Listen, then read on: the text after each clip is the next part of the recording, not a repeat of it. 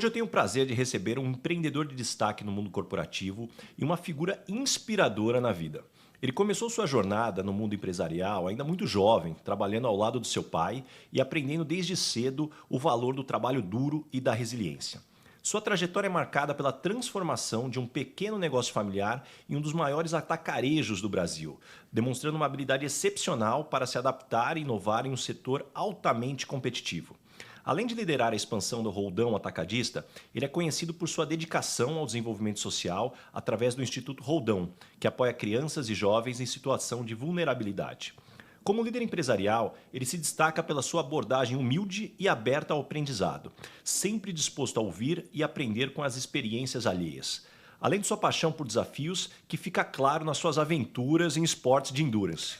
Agora, o que o currículo dele não conta é a personalidade calorosa, o cuidado nas relações, que transformam qualquer conversa com ele em uma sessão rica de histórias e lições de vida. Ricardo Roldão, é uma honra te receber aqui no Lugar de Potência.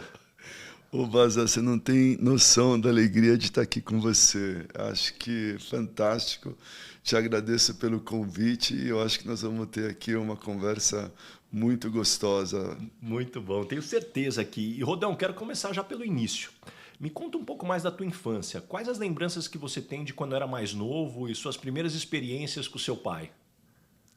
Cara, a relação que eu tenho com meu pai vem desde que eu tenho 10 anos de idade, né? Bom, o meu pai ele teve vários percalços pela vida que eu acho que fizeram com que formassem muito a minha parte de resiliência, trabalho, transformação. O meu pai ele é um imigrante, ele veio da Ilha da Madeira com 10, 11 anos de idade, e a primeira história dele engraçada é que quando ele chegou no Porto de Santos, o tio dele, que era para pegar ele, foi buscá-lo depois de 2 dias.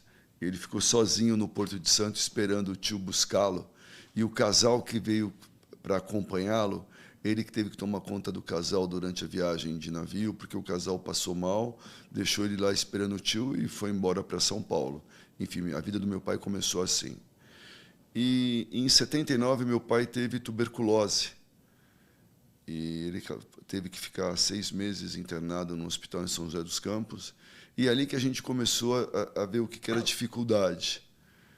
E meus irmãos, com 9, 10 anos, tivemos que começar a trabalhar literalmente. E a gente começou por pequenos trabalhos, né? Pegar papelão na rua, tomar conta de carro, fazer carreto na feira.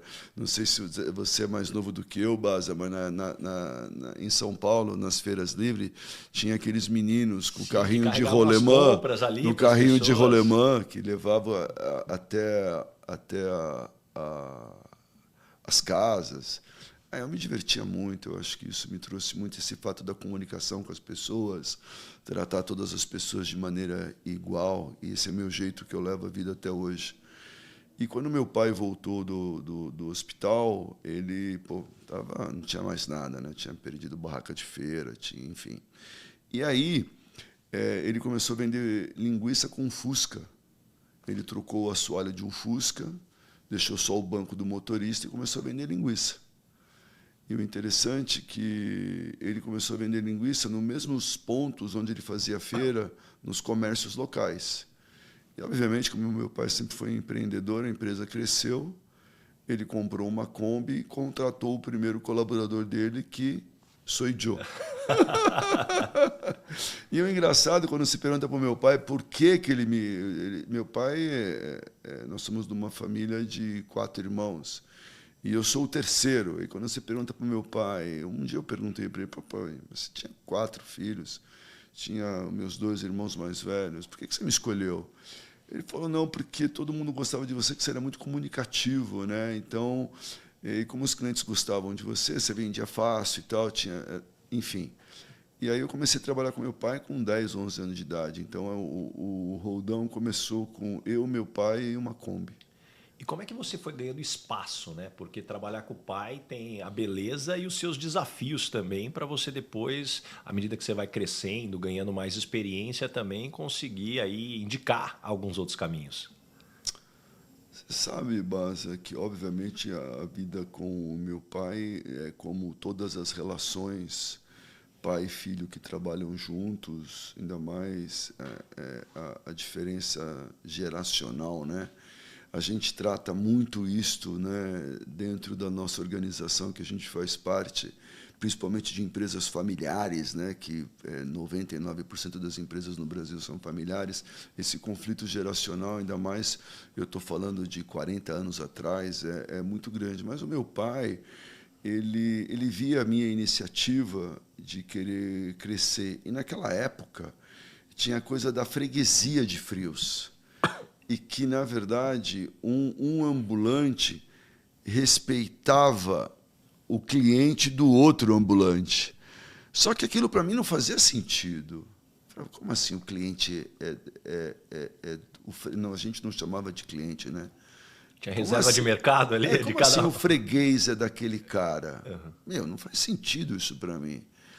De repente, eu tenho um produto que o cara não vende, eu posso vender outro produto. E o outro cara que, na verdade, muitas vezes também era um concorrente, mas de um mercado fechado, eram os irmãos do meu pai. Mas eu ia lá e vendia para ele um produto que o meu tio não vendia. Então, eu ia ali, alguma coisa eu sempre vendia para os caras, né? Então, aí, às vezes meu pai brigava comigo, não, aquilo ali é freguês do seu tio, não sei o quê. Eu falei, pai, mas eu estou vendendo uma coisa que eles não vendem.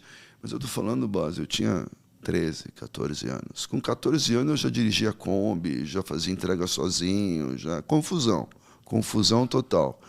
E o meu pai, eu lembro o dia que ele me falou a seguinte frase, eu deveria ter já uns 19, 20 anos, que foi quando eu comprei a primeira propriedade, que hoje é o Instituto Roldão. Ele falou assim para mim, pai, porque o depósito de frios nosso era na lavanderia da minha mãe. Era a metade de onde nós estamos aqui. Está vendo essa sala? Uhum. Era a metade. Um pedaço era uma câmara fria, um pedaço era o tanque onde minha mãe lavava a roupa e eu lavava o queijo que vinha de Minas Gerais. Sabe o queijo da Serra da Canastra, que hoje é uma fortuna? Aquilo lá a gente vendia na periferia de São Paulo para o pessoal ralar na macarronada do final de semana. Eu lavava 1000 queijos daquele por semana para vender na periferia de São Paulo. E eu falei, pai, não dá para a gente continuar uma empresa que eu quero crescer vivendo aqui. Aí compramos o primeiro terreno, fizemos uma loja balcão, e uma mini distribuidora, comecei a contratar representante, etc. Mas aí teve um belo dia que eu falei para o meu pai, estou pensando em trocar os carros, comprar esse. Aí meu pai falou a seguinte frase, o que você fizer está bem feito. Falei, caramba. Porque olha o impacto de uma frase dessa, de um pai para um filho. Porque, ao mesmo tempo que ele está te dando uma autonomia de fazer algo, ele está jogando toda a responsabilidade para você.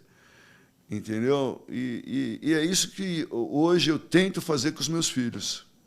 E dentro dessa dinâmica, Roldão, qual que você considera que foi um momento chave para a criação do Roldão atacadista, para ele ganhar essa escala que se tornou? Cara, eu acho que é o desafio de todo empreendedor, né? Das mudanças de chave, né?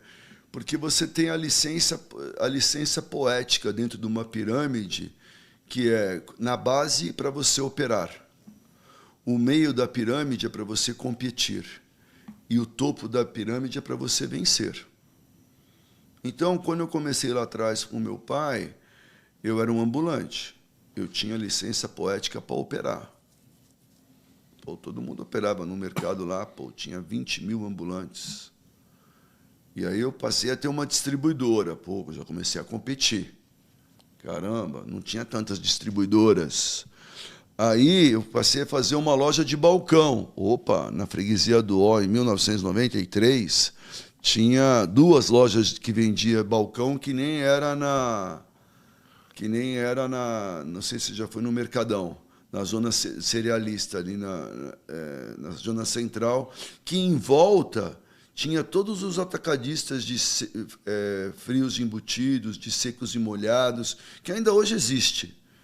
Então, eu levei isso para a Zona Norte. Então, eu já começava a ter uma licença para vencer. E em 2000, passaram-se a ter os atacados de autosserviço.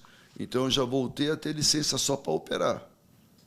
Porque eu já não tinha uma licença para vencer, que era uma loja de autosserviço, onde os pequenos e micros empresários podiam se servir a hora que eles queriam, eles tinham liberdade, tinham um mix de produto de 8 mil itens, quer dizer, então eu estava perdendo a minha licença para vencer. E em 2000, eu abri a primeira loja de autosserviço na freguesia do Ó. Eu voltei a ter a licença para vencer.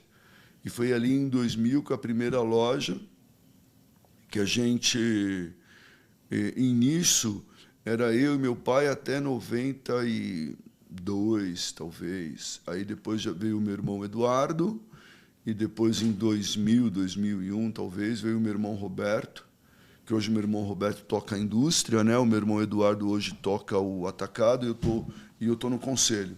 Mas, enfim, você passa a começar a lidar com essa pirâmide para você ter as licenças para vencer. E hoje qual que é o desafio? Quem é que tem a licença para vencer hoje no nosso modelo? Eu te pergunto. Isso é uma pergunta para um mercado de 1 trilhão de reais, que é o mercado de alimento no Brasil. Eu posso falar que não é uma pergunta de $1 milhão, pode falar que é uma pergunta de $1 bilhão.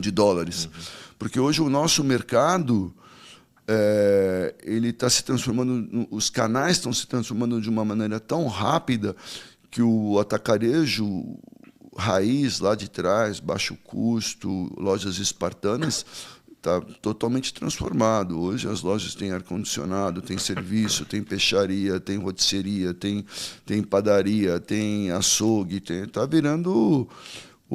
a gente está com um consultor alemão trabalhando para nós, o Will, está nos ajudando. Esse cara tem 16 anos de Lidl, que é o terceiro maior varejista de alimento do mundo, fatura 130 bilhões de euros. Ele diz o seguinte, ele acompanha muito o mercado brasileiro.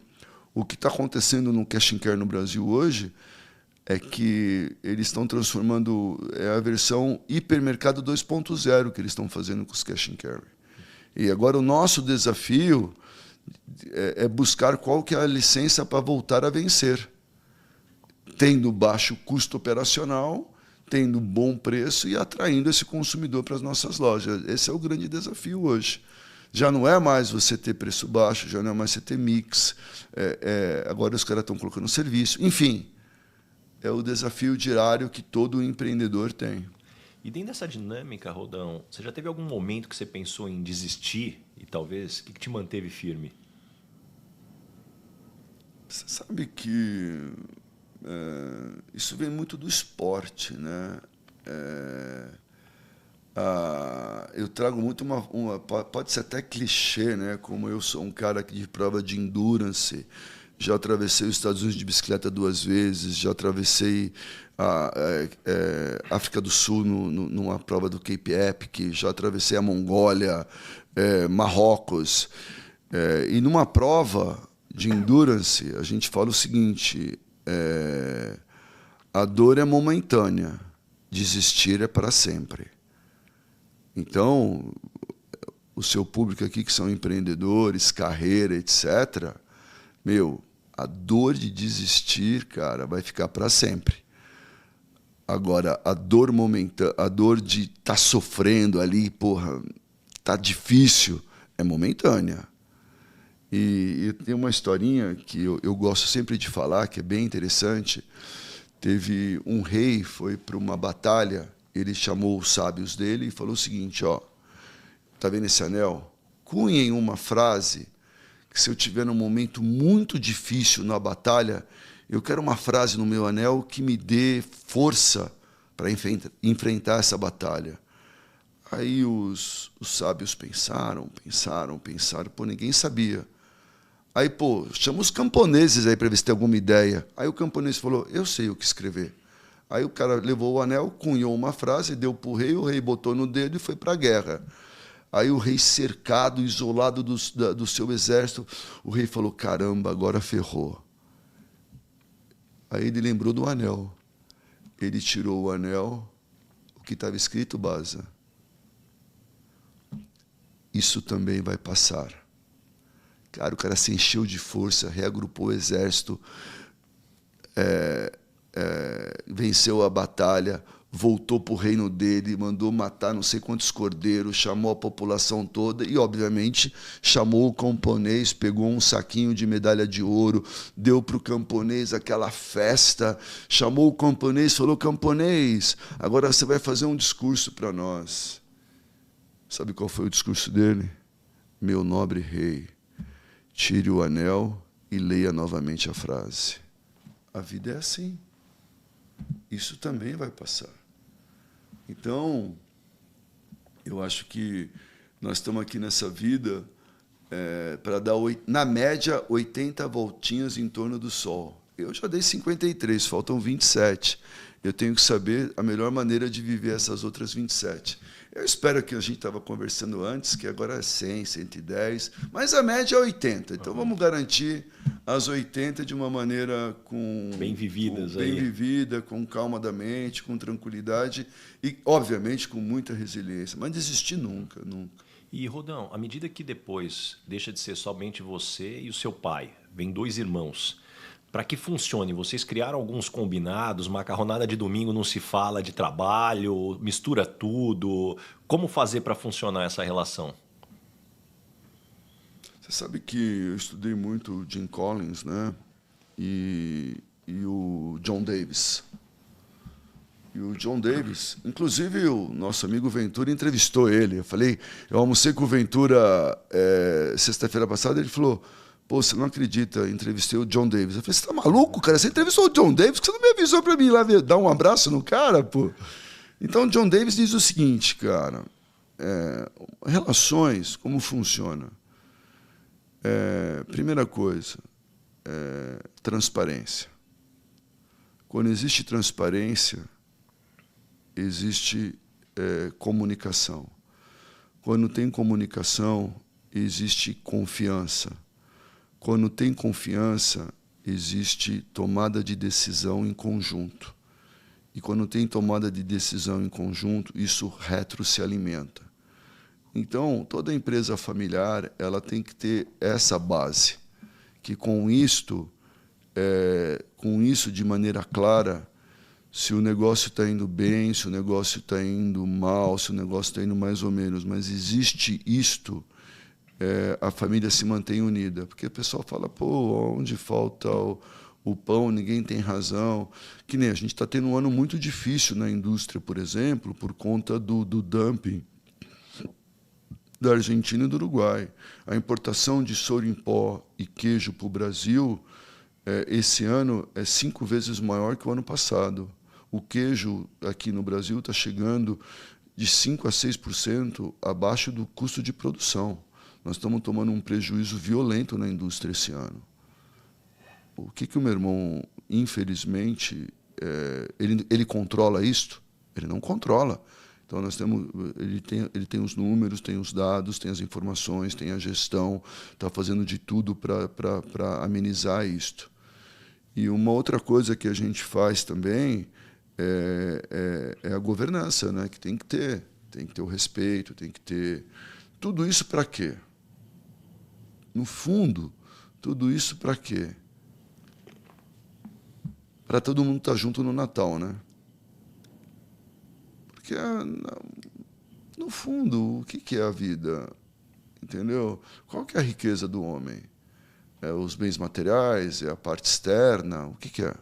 Ou é aquilo que você carrega, os seus valores? A justiça, a temperança, a coragem, a sabedoria. O que você carrega? É a casa que você tem? É o carro que você tem? É o avião, o helicóptero, o barco, sei lá o quê? Ou é realmente o que você tem dentro de você? É os seus valores, é a sua família, é o relacionamento. Então, a gente preza muito isso. E ainda bem que ainda tem os meus pais vivos, que preservam a cultura da família toda. Eu acho que é isso. Muita governança, muita comunicação e muito respeito. Eu acho que todas as empresas familiares... E falar que não tem briga entre irmãos, é óbvio que tem. Isso é bíblico, né? Caim e Abel e por aí vai. Isso é bíblico, mas a gente procura sempre convergir e ter um bom relacionamento. Dentro dessa dinâmica, Rodão, qual que foram as principais lições e aprendizados que vocês aprenderam ao trazer executivos de mercado para a gestão da empresa? Isso é um ponto bem interessante, porque muitas vezes nós fomos inclusive muito bem assessorados, assim, ou a gente acreditava que estava sendo muito bem assessorado, ou a gente não soube lidar com um processo por uma vez. Mas também é um estudo de Harvard, né, que diz que empresas familiares vai acertar o CEO na terceira contratação, que o primeiro CEO raramente dura o primeiro ano, e foi o que aconteceu com a gente, infelizmente, que a gente deu muita autonomia para um CEO, a gente fez uma transição muito baseada numa questão acadêmica, onde a gente tinha que realmente dar o bastão para esse CEO, onde a gente tinha que, eu como era o antigo CEO, tinha que acompanhar ele em reuniões semanais. Primeiro era 2 vezes por semana, depois uma reunião semanal, depois era quinzenal, depois era mensal. E a gente acabou passando isso de maneira muito rápida e, obviamente, que não deu certo. Mas eu acho que, não por culpa do executivo, não por culpa nada.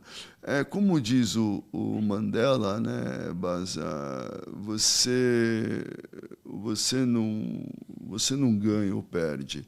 Ou você ganha ou você aprende, né? Então, no nosso caso, foi um aprendizado muito grande e que agora a gente vai querer fazer isso de uma maneira mais pausada, de uma maneira mais consistente, para fazer a transição, que vai ser feita em algum momento, porque quem está lá como CEO hoje é meu irmão, na operação maior nossa, que é o atacado, mas com certeza a gente vai fazer uma transição de uma maneira mais tranquila, sem muitos sobressaltos de mudança também do C-Level. Eu acho que foi muita mudança e eu acho que tem que ser mais tranquilo. E, Rodão, você fala muito de aprender com os erros, acho que isso fica muito claro em quem te conhece. Você tem alguma estrutura que você tem na tua cabeça? Como é que você reflete sobre o que aconteceu para chegar nos aprendizados?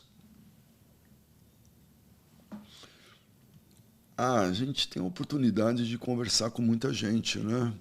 E ver, e estudar, e tentar aprender com os erros dos outros, né? Você sabe, quando eu fiz essa transição, eu conversei com muita gente que, obviamente, teve transições muito bem sucedidas, né?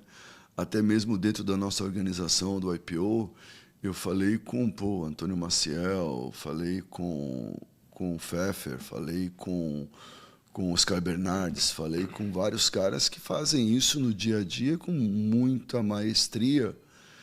E eu tenho certeza que é viável, é possível você trazer alguém de mercado ou você pegar um próprio executivo de carreira de dentro da companhia e transformá-lo no principal executivo da companhia.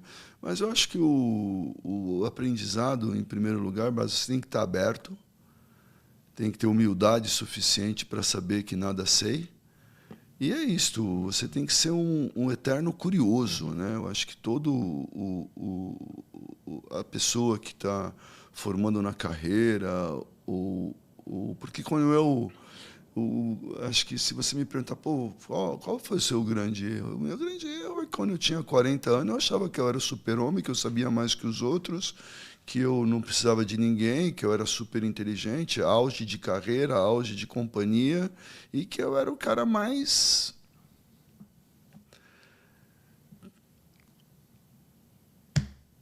foda do mundo, né? E na verdade não é isso, cara. Na verdade a gente tem que sempre estar aprendendo, tem que sempre estar escutando, tem que sempre estar sendo curioso, tem sempre alguém que faz melhor que você.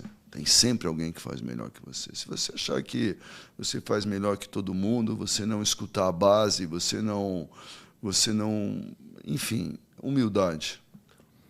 Qual que é a tua filosofia pessoal, ô Rodão, quando se trata de risco, né, a tomada de risco e essa incerteza no mundo dos negócios e empreender? A gente, obviamente, quando é mais jovem, é muita questão de feeling, né? Pô, a gente abriu 45 lojas, né? Então, a gente ia muito no feeling, né? Hoje, sabe que eu faço muito uma comparação, né? Quando você é jovem, você vai de B-52, né? Solta aquela bomba em cima e fala, vamos que vamos, ataque e vamos embora, né? Hoje é mais sniper, né?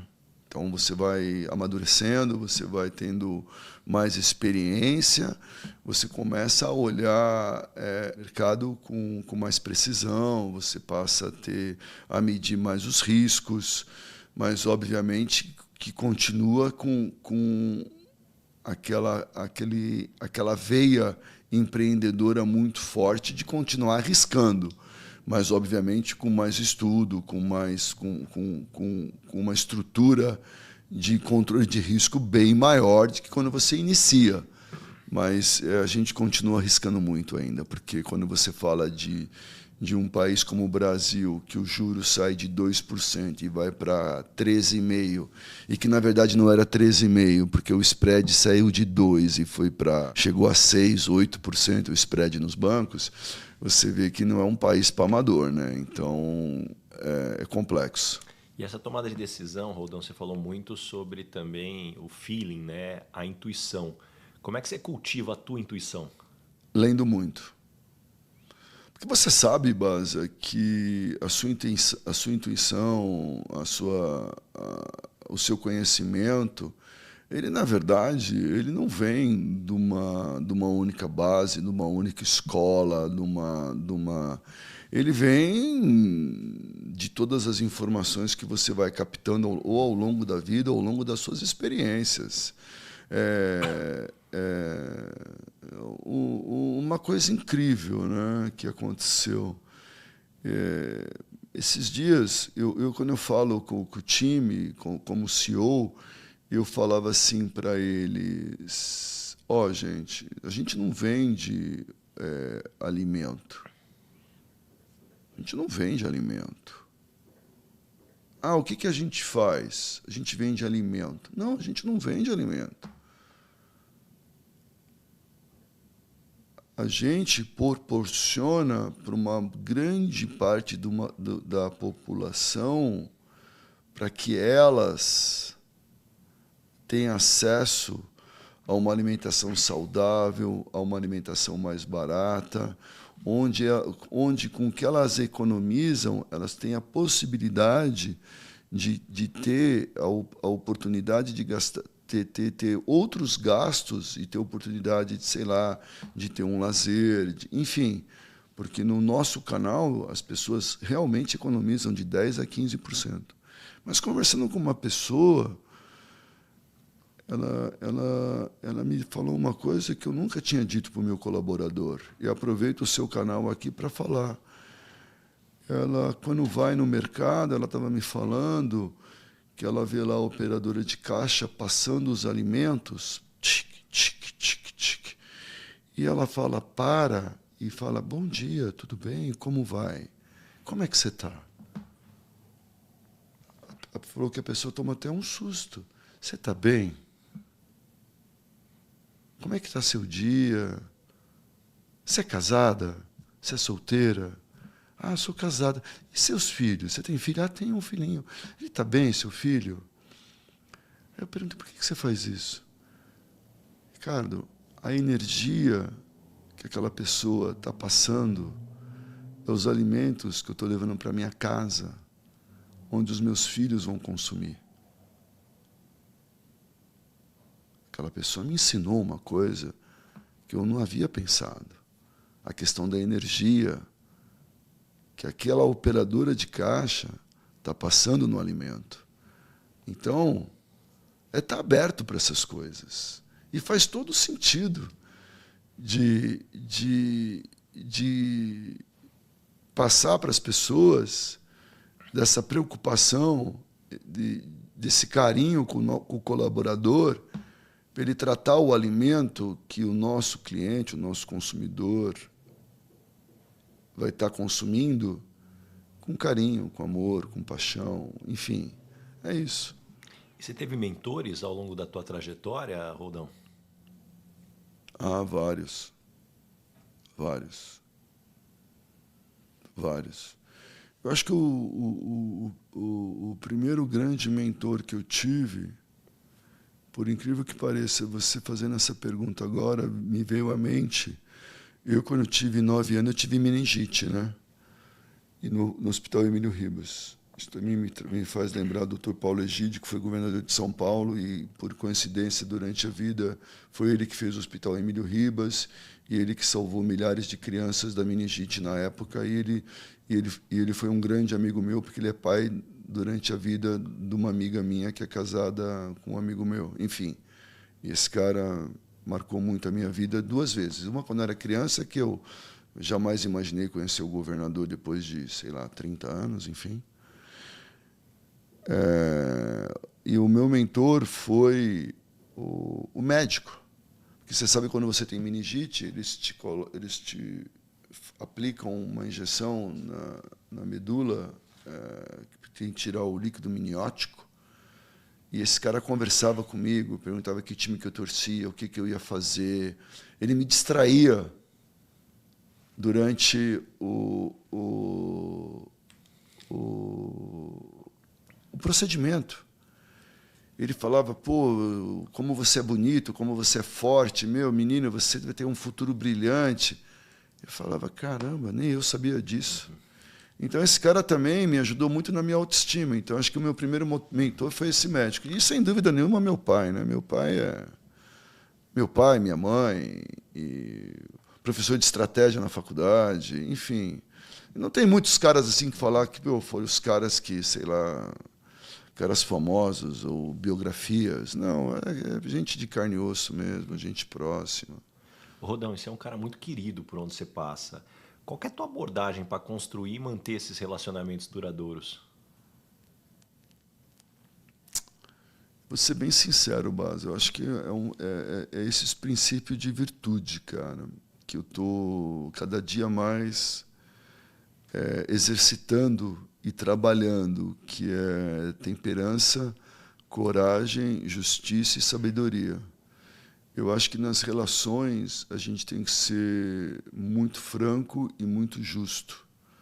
E nós temos que ter coragem de falar coisas que ninguém fala. Por exemplo, o que está acontecendo em relação a empresas imperialistas e empresas de sacerdócio. Tem um livro que eu adoro, que são Empresas que Curam, que mostram muito isto. Empresas que estão preocupadas com o lucro a qualquer preço, empresas que estão preocupadas com o ecossistema, de tratar bem seus colaboradores, fornecedores, todos os stakeholders. Entendeu? E nós somos uma empresa assim. Entendeu? E eu acho que é isso, cara, é manter essas virtudes muito fortes. E sabedoria, cara, eu acho que buscar conhecimento, tá buscando pessoas que te acrescentam para você nesse conhecimento, boas relações, e temperança sempre, o equilíbrio, a calma da mente, controlar 2 coisas: o desejo e o medo. Não ansiar pelo futuro e nem se arrepender pelo passado. Se você controlar isso e viver o momento presente, que nem eu estou aqui com o meu grande amigo Baza, sendo entrevistado por um cara fantástico, eu estou aqui agora com você. Eu não estou preocupado com o que vai acontecer à tarde, ou o que vai acontecer, o que aconteceu à noite, ou o que aconteceu ano passado, nem o que vai acontecer, eu não sei quando vai passar, ou o que vai acontecer no Réveillon. Eu estou aqui agora, nesse momento. Então, acho que quando a gente foca a vida no aqui, no agora, no momento, e agradecer, né? Gratidão pela vida, né? Porque eu já acordei de manhã e já agradeci, porque, na verdade, 310 mil pessoas não vão poder ter essa oportunidade hoje. 310 mil pessoas não vão ter essa oportunidade hoje porque, infelizmente, No último dia. já morreram. Entendeu? Então é gratidão. Legal. E um elemento aqui para a gente adicionar nessa tua reflexão, Rodão, como é que você vê a importância de entender o valor do tempo, né? Como é que se aplica essa compreensão na prática e o valor do tempo?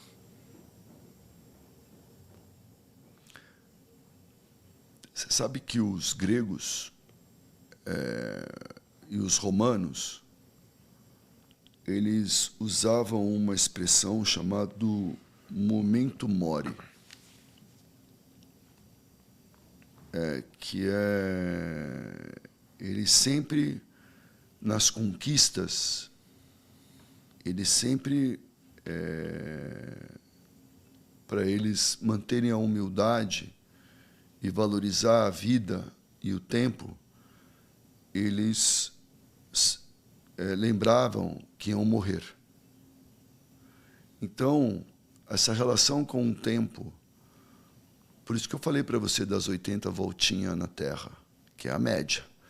Então, quando você tem uma relação boa com a sua própria morte, que é o contrário da vida e do tempo, isto é maravilhoso. Então, exercite todo dia também o seu momento mori, ou seja, saiba que você vai morrer. E encare isto de uma maneira tão natural quanto a vida. Porque quando você encara o momento mori, que é o momento da sua morte, com naturalidade, você valoriza muito a sua vida, mas demais a sua vida, demais o seu tempo e demais o seu momento. As pessoas falam, puta, a vida está passando muito rápida. Para mim, não. Por quê? Porque eu vivo o momento. Então, o tempo, para mim, é o aqui e o agora, é viver cada momento de maneira efetiva, dando atenção para a sua família, dando atenção para as pessoas que você ama, dando atenção para os seus colaboradores, praticando, se doando, principalmente se doando para pessoas que realmente são importantes, ou até pessoas que precisam de você, porque tem fases da vida, né, que eles falam que do 0 aos 20 você está sempre preocupado com os seus pais, né? Na sua vida, na verdade, você deve estar sempre preocupado em satisfazer os seus pais. Dos 20 aos 50, a sociedade. Você não está vivendo para você, você está sempre a sociedade. Buscando essa aprovação. Aprovação da sociedade. E dos 50 em diante, você já quer aprovação para si, para você mesmo. Quer dizer, você já não se importa mais com... Não que você não se importa com seus pais e não que você se importa com a sociedade, mas você não se importa mais. Eu, com 40 anos, era valor econômico, era capa da revista, era não sei o quê. Meu, eu estou longe disso. Por quê? Porque isso não importa mais. Eu já morri para isto. Entendeu? Então, hoje, o meu momento é o quê? É vir aqui bater um papo com você, passar o meu conhecimento, alguém que está me ouvindo, alguma coisa o cara pode achar, pô, esse cara só falou bobagem, não tem problema, que eu também não me importo se o cara achar que eu também só falei bobagem, também isso para mim é a opinião dele. Então, quando você está tão centrado, tão equilibrado, que a opinião do outro também não te importa. Enfim, eu acho que o tempo lide com a sua própria morte, o momento mori, estudem o momento mori, que você vai assim ter uma relação com o tempo, com a vida, que é fantástica. É meio filosófico, mas funciona. Não, adorei aqui, acho que é o ponto que eu queria talvez explorar, Rodão. Pô, tá muito claro a tua evolução, tomando como base a persona que você era, que você comentou quando você tinha 40 anos de idade. Não, total. Teve alguma virada de chave, algum evento específico ou foi muito orgânico essa evolução? Você sabe, quando começou a acontecer isso, eu faço aniversário... todo mundo faz aniversário todo ano, caramba. Enfim. E aí, as pessoas chegavam para mim e falavam assim, eu não sei o que dar de presente para você. Falei, é verdade, né? Aí eu comecei a perceber que na minha própria vida eu tinha acumulado coisas o suficiente, riquezas externas o suficiente, que nem eu mais tinha desejos por absolutamente nada. O que eu posso desejar? Eu gosto muito de pedalar, você sabe disso. Pô, que bicicleta que eu vou comprar agora? Já comprei a melhor bicicleta, não existe mais bicicleta. Eu só tenho um corpo. E não adianta eu comprar mais uma bicicleta porque um corpo não consegue ocupar duas bicicletas. Enfim, aí eu comecei a perceber que eu também não sabia o que comprar para mim. Eu falei, caramba, que coisa estranha, né? E isso é muito triste quando você para de desejar coisas. Eu falei, alguma coisa está errada, então eu preciso ir para o autoconhecimento. E tem uma passagem de Sêneca, quando ele manda uma carta para um amigo dele que se importa muito com as coisas materiais, que ele diz o seguinte, olha, se tirar, mais ou menos assim, que Sêneca era um homem muito rico. Se tirarem tudo de mim, eu ainda sou o mesmo, contigo nu com a minha essência. Se tirarem tudo de você, tiram tudo de você porque você fica sem nada. Em suma, eu levo a minha riqueza. No seu caso, a sua riqueza te leva. Então, é aí que eu comecei a perceber que eu preciso buscar algo que está dentro de mim, porque fora já não tem mais. Então, essa é a evolução. E como que eu resolvi no meu aniversário, né? Eu agora peço para doar para o Instituto. Legal. Aí eu resolvi o problema das pessoas e a alegria que me dá ver lá um monte de criança que a gente ajuda, reverter isso para aquela... Porque a felicidade você não encontra ela diretamente. A felicidade são coisas que você faz indiretamente.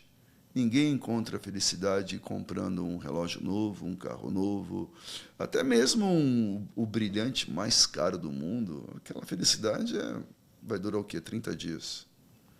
Agora, você ajudar uma pessoa, você transformar a vida de uma criança, você ajudar uma comunidade, você transformar uma vida de uma mulher que estava lá apanhando do marido, e gerar uma independência financeira para essa mulher, isso dá muito prazer. E como que tua voz interna fala com você, Aldão? Te dá porrada, te acelera, te acalma? Principalmente, talvez, quando você acorda mal. Então, você vai se surpreender agora, que é incrível. Até eu me surpreendo quando eu falo isso. Nem eu mesmo acredito, mas... Você sabe que na vida não existe nada nem bom nem ruim. As coisas apenas são. Não adianta. Que nem... Você já foi lá em casa? Ainda Você não. Foi no Dine Around? Não, ainda não. A gente estava no Zé Pessoa aquela vez. É verdade. A minha casa tem um jardim lá fora. Uhum. Agora você imagina, eu faço... Tá um dia lindo como hoje, eu vou lá, faço uma festa. Aí tá lá o cara servindo bebida, coisa, todo mundo no jardim, 7 horas, 8 horas da noite, o pessoal chegando, coisa linda. De repente, cara, começa a chover. Só que não tem cobertura, não tem nada no jardim lá de casa. É bom ou ruim? 50 pessoas no jardim. Começa a chover. É bom ou ruim? Então é questão de prisma, né? Se juntar todo mundo dentro de casa, vai ficar um mais próximo do outro ali para conversar, talvez. É como você olha. Só é. O que você pode fazer? Lastimar? Oh, meu Deus, porque se for chover agora? Ai, aí você passa toda uma negatividade para todos os convidados, deixa todo mundo incomodado. Puta merda, vai chover agora. Você fala, pô, graças a Deus está chovendo. Ó, pessoal, que maravilha, refrescante. Ou vocês escolhem, ou vocês tomam esse banho de chuva, ou vão entrar para dentro, o barman vai para dentro, serve lá dentro. Tá tudo certo, gente. É como você encara. E a sua mente é a mesma coisa, porque você é feito de 3 coisas: o seu corpo, a sua mente, espírito, alma, ego, e os seus pensamentos. Ou seja, então vamos isolar os três? Vinha vindo um cara, Baga, num cavalo. De repente, um cara mandou ele parar. Perguntou: nobre cavaleiro, para onde você está indo? Ele respondeu: não sei, pergunte ao cavalo. O que é o cavalo? O cavalo nada mais é do que os nossos pensamentos. Então, porque o nosso pensamento, ele está no futuro, falando, meu Deus, o que vai acontecer? Ave Maria, e agora? É tudo que eu construí, meu patrimônio, se o Haddad agora taxar os fundos exclusivos, meu Deus, vai taxar em 27%, eu vou perder 27% da minha fortuna, e agora, Jesus? E agora? Você controla isso? Que se dane que o Haddad vai taxar, se ele vai fazer, se o câmbio ele vai aumentar, se vai diminuir, se ele vai subir o juro, que você controla isso? Não controla. Ou você está arrependido porque você casou com a mulher errada, ou que você, sei lá. Aí o que acontece? Você sobe com a sua mente, começa a olhar de baixo o seu corpo e seus pensamentos e começa a controlar eles. Isso você faz com meditação. Adorei, Rodão. Adorei. Aí você separa os seus pensamentos, porque a meditação, você não consegue parar de pensar. Quem fala que meditar porque você vai parar de pensar, isso não existe. Você simplesmente, você consegue saber o que você vai pensar, quando você está usando a sua mente, seu ego, seu espírito. E não existe nada bom ou ruim, as coisas apenas são. Você vai lá e controla. Então, para mim, não existe mais dia bom ou dia ruim. Ou uma coisa que eu aprendi muito, muito forte é não reagir. Quando uma coisa é muito ruim, cara, não reage. Espera um pouco.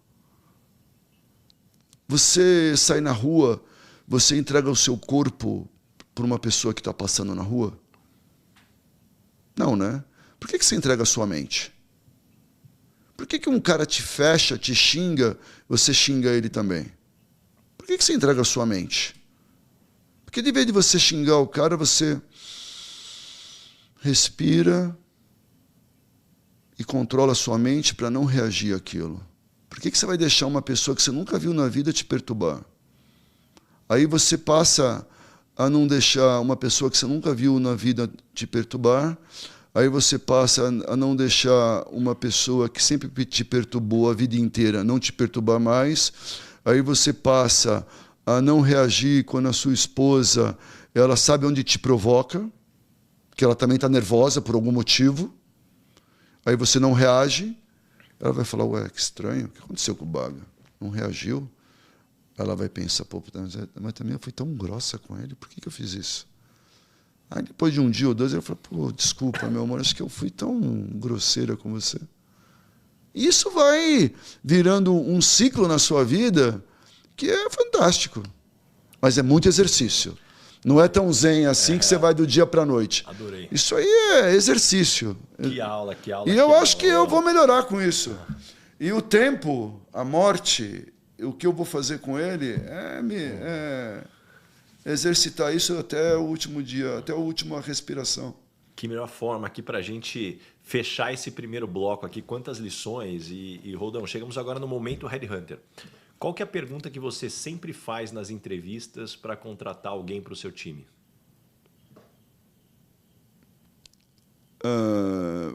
Para mim, fundamental, valores. Me conta de onde você veio. Não estado, não cidade, não, de onde você veio. Quem que é seu avô, quem que é seu pai, quem que é sua mãe. Como que é a sua estrutura, quais são os seus valores. Para mim isso é fundamental. E que tipo de pessoa não dá certo trabalhando com você?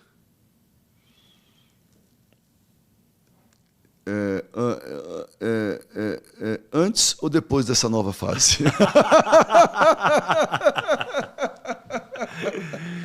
Não, porque na verdade eu fui muito duro como CEO, muito duro. Eu acho que se eu estivesse exercitando a minha função de CEO hoje, eu acho que eu teria sido assim, muito mais empático com os meus diretos. Eu sempre fui muito duro. Então, eu faço aqui até uma meia-culpa, mas eu teria sido muito mais empático com os meus diretos. Então, eu acho que eu perdi assim, muita gente boa e também muita gente que não deveria ter trabalhado comigo, porque não tinha provocação, pessoas que não tinham iniciativa e pessoas que não olhavam para o espelho e olhavam pela janela. Entendeu? Eu tive muita gente assim também. E não aproveitei muitas pessoas que olhavam para o espelho. Acho que é isso. E mesmo agora na sua nova fase, Roldão, quando as pessoas não gostam de você no ambiente de trabalho, normalmente qual é o motivo? Talvez excesso de transparência. Elas podem até não gostar de mim, mas elas não gostam de mim porque eu deixei de falar algo, porque eu sou extremamente transparente. E às vezes o brasileiro ele não está muito acostumado a ser direto, né? As pessoas se surpreendem quando vão para Portugal, né? Você não vê muita pessoa falar, o português é muito direto. Não é que o português é muito direto, ele fala... Não tem rodeio aí. Não tem rodeio, entendeu? O brasileiro, ele vai te falar ou não, ele fala, eu vou pensar, puta, interessante sua proposta, né? Você deve ter escutado muito isso, né? O cara não fala diretamente para você, olha, cara, eu não estou precisando. Então, talvez seja isso. E o que você gostaria de perguntar para o Baza Headhunter aqui? Baza, o que realmente você vai fazer na sua vida para transformar esses 4 milhões de seguidores que você tem? Puxa, quando eu olho hoje o impacto, acho que o primeiro ponto traz uma responsabilidade, né, do que você está falando.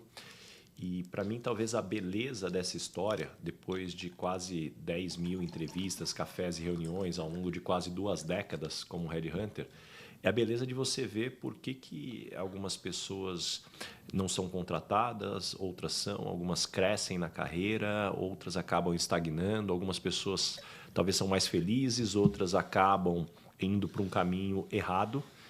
E eu sempre tive o costume de anotar.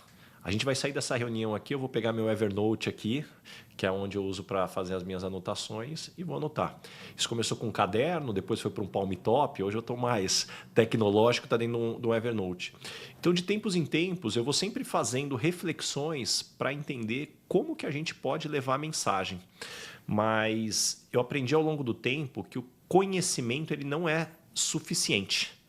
Porque o desafio que a gente tem hoje é como é que a gente adapta a nossa mensagem à forma como as pessoas consomem conteúdo hoje. A gente tem um costume de querer, muitas vezes, enviar a nossa mensagem no formato que nos agrada ou no formato que funcionava antes. Então, eu acho que essa adaptação ela é fundamental. E como é que você conquista a atenção das pessoas? Hoje as pessoas ficam em média 26 segundos dentro de um site. A hora que entrou num site ali para avaliar se vai continuar ou não naquela informação. A hora que você abre uma nova aba no seu navegador, normalmente você não fica nem 15 segundos. A gente tem 2 segundos para avaliar se a gente quer ou não continuar com aquela aba aberta. Então, no mundo que a gente está bombardeado por informação, eu acredito que tudo começa pelo engajamento.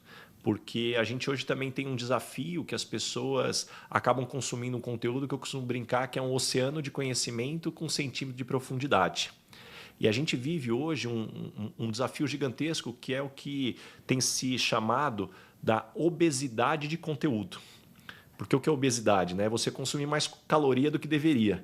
E hoje a gente está recebendo muito conteúdo e não necessariamente a gente precisaria consumir, talvez não naquela profundidade.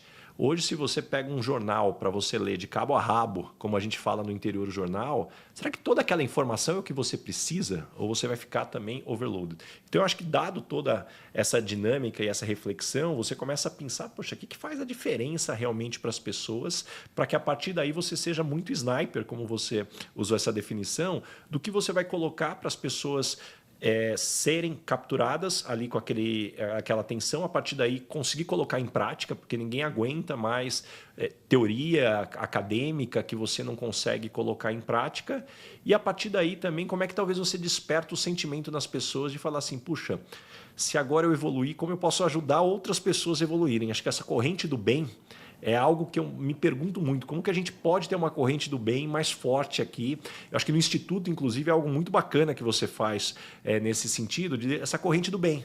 Porque tem uma frase que eu adoro que diz que se você acha que dinheiro não traz felicidade, é porque você não doou o bastante. Né? E isso vale para tudo, né? Não só doar dinheiro, mas doar o tempo também.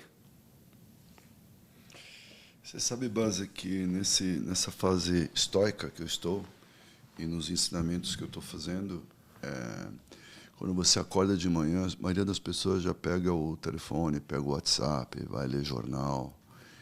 E na verdade, se você se dedicasse ali a uma higiene mental, porque a gente faz a higiene bucal, né? Você faz quantas vezes? Eu faço 2 vezes, né? Tem gente que faz 3, porque geralmente eu estou almoçando fora, então eu faço 2 vezes por dia. Vou ser honesto aqui para vocês, pessoal.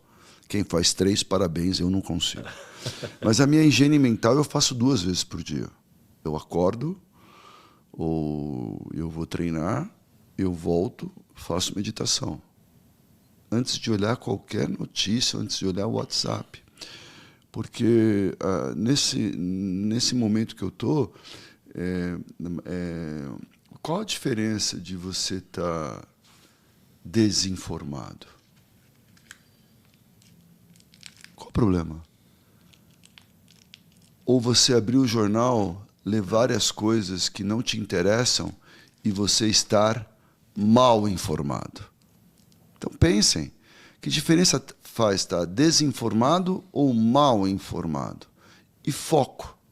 Eu tenho um grande amigo, que inclusive é uma figura pública, é do meu fórum, e ele fala o seguinte, eu só leio o que tem a ver com o meu setor. Não leio jornal, não leio economia, não leio política, não. E o cara é do governo. Eu só leio o que tem a ver com o meu foco. Podem falar, o cara é Não! É o que tem a ver. O cérebro dele é usado focado naquilo que interessa para ele. E esse, para mim, é um dos caras mais bem-sucedidos que eu conheço. Talvez isso seja uma dica que você acabou de falar aí. É o tal da profundidade, né? É uma obesidade de conhecimento e está sempre ali na superfície. Entendeu? Então, pega um tema, se dedica a esse tema. Muito bom, que aula. E, Rodão, chegamos agora no momento, Dona Ângela. Complete a frase. Eu sou esquisito por quê? Porque eu sou muito espontâneo. A minha filha Paola... pai, pelo amor de Deus, pai, você vai assustar a criança, pai. Não, pai, para de falar com o garçom, pai. Você quer saber a vida do garçom, pai? Pai, pelo amor de Deus. Ela morre de vergonha. E aí eu quero ser jovem também, né? Nesse verão aí nós fomos para um lugar de balada e tal. Eu subi em cima da mesa, caramba, dançando. E eles falam, pai, cara. Eu falei, não é para se divertir? Então acho que eu sou esquisito por isso, porque eu falo com todo mundo, quero saber da vida de todo mundo, sou muito espontâneo. Adorei. E qual foi o maior perrengue ou situação engraçada que você já passou no mundo profissional? Perrengue? Engraçada? Pô, Baza, são várias, né? Mas assim, para mim, assim, de bate-pronto, eu tenho uma muito engraçada. A primeira loja, quando a gente foi abrir, do Roldão, rapidamente, a gente estava tão inseguro de abrir porque era outro modelo, né? A gente vinha de distribuição, tinha que abrir uma loja para o público, a gente nunca trabalhou com isso. E aí nós tínhamos um gerente que eu passava em frente a essa loja, que é na freguesia do Ó, para ir para a nossa distribuidora. Aí um dia, abre, não abre, sistema não sei o que, eu passo em frente da loja e de repente cheio de carro para entrar na... Eu falei, mas que merda tá acontecendo, né, cara? Quando eu vejo... a loja aberta. Eu fui lá pro gerente, o que está acontecendo? Falei, o senhor Ricardo, ninguém tomava a decisão de abrir a loja, eu abri. Foi assim que eu inaugurei minha primeira loja. Adorei. Então, isso eu acho que foi bem engraçado. E, Rodão, caminhando agora para o final, o nome desse podcast é Lugar de Potência. Qual que é o teu lugar de potência? Que tipo de situação e ambiente pode jogar lá que você brilha? Dentro do meu próprio corpo. Sentindo a minha respiração, cada célula, a força que eu tenho interna. E quando você tem essa força interna, você pode me jogar em qualquer arena. Pode me colocar em qualquer arena. Você pode me colocar com o cara mais poderoso do mundo, pode colocar com a pessoa mais simples do mundo. Eu circulo em qualquer arena. Eu acho que ao longo do meu processo, da minha experiência, isso acho que pode ser até confiança demais, né? Mas tem uma arena que às vezes eu não brigo. De novo, minhas filhas são terríveis. Ela falou, pai, se a gente botar você num Maracanã lotado, você vai dominar a atenção das pessoas durante o tempo que você quiser. Mas na mesa do jantar aqui em casa, às vezes você pisa na bola, você não consegue dominar 5 minutos sem falar alguma coisa que não seja legal. Eu falei, caramba, puxa que feedback. Quer dizer, você não é perfeito para todo mundo, né? Então, a arena, às vezes, do jantar familiar, para mim, eu preciso evoluir. Tem o seu desafio aí. E, Rodão, me conta uma verdade que as pessoas não costumam dizer e, na sua opinião, é fundamental para se ter sucesso.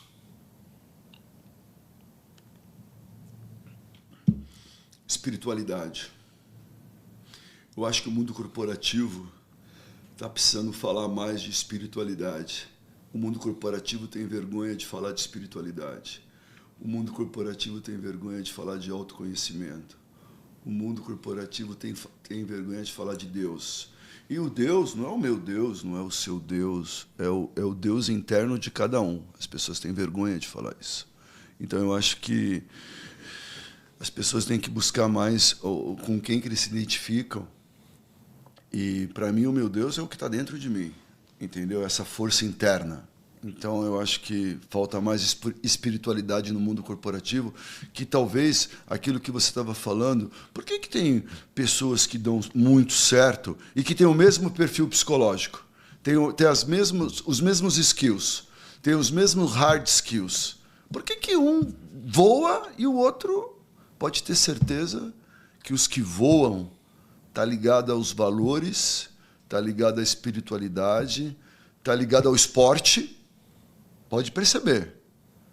Os caras que são que se dão bem, geralmente os caras são fortes no esporte. Os caras que pedalam comigo é todo cara executivo, cara ou não. É todo cara microempresário, empreendedor. Mas eu não tenho um cara que pedala comigo lá nos pelotão. É todo cara bem sucedido. Engraçado. Por quê? Porque tá ligado ali. Corpo, mente, espírito, alma. Então, eu acho que falar um pouco mais de espiritualidade. Adorei. E, Rodão, me indica 3 pessoas bacanas para eu convidar para esse podcast e ter uma conversa como essa. Tem bastante pessoas bacanas, cara. Eu acho que você pode chamar aqui para esse podcast um cara que, para mim foi um cara que é meu primo, Oswaldo Rocha. É um cara que, na minha opinião, tem uma vivência de vida incrível. É o cara que, quando eu tinha 10 anos de idade, ele deu uma Brasília. Lembra a Porta da Esperança? Sim. E que eu era pobre, né? E eu falei assim, quando eu vi ele na Porta da Esperança, ele é primo do meu pai. Eu falei assim, puta, um dia eu vou ser rico que nem esse cara. Então, quando você almeja, né? Você só ama aquilo que você vê e você só almeja aquilo que você vê. Então, esse meu primo, eu acho que também é uma pessoa fantástica. Você tem que trazer aqui o Renato Feder. Renato Feder, você tem que trazer aqui, que esse cara, para mim, puta... Esse cara é fora da curva, Renato Feder, que aí vai falar de... Esse cara tem que trazer aqui. Ele colega nosso. E um outro cara também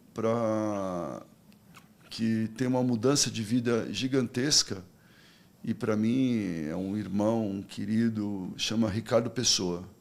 Não sei se você conhece ele, mas o Ricardinho Pessoa é o cara que criou a usina de arte, que nada mais é, que é o Inhotim do Nordeste. E eu sou conselheiro dele lá, e, cara, um cara que se dedica à arte, a um jardim botânico, a botar o dinheiro dele... Naquele lugar é extraordinário.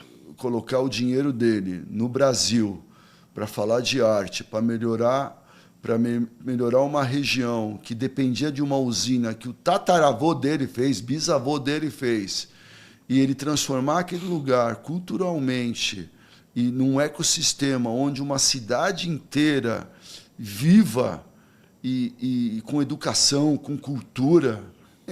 Ele fez o festival lá a semana passada. Eu não pude ir, infelizmente, porque eu estava num outro compromisso, mas levou a Marina para cantar, foi um sucesso. Então, o Ricardinho para falar de arte, o Renatinho para falar de transformação, de propósito. O Renato tem que vir aqui para falar de propósito. E meu primo tem 70 anos para falar de vida, de cara raiz, de empresário raiz. Legal, eu acho que você adorei. Que lista. Esses 3 caras aqui vai ensinar muito para sua audiência. E, Roldão, tem uma pergunta que eu faço para todo mundo que passa por aqui. Não vou deixar você ir embora antes de fazer. O que é felicidade para você? Segundo Sócrates, Cara, eu vou te falar.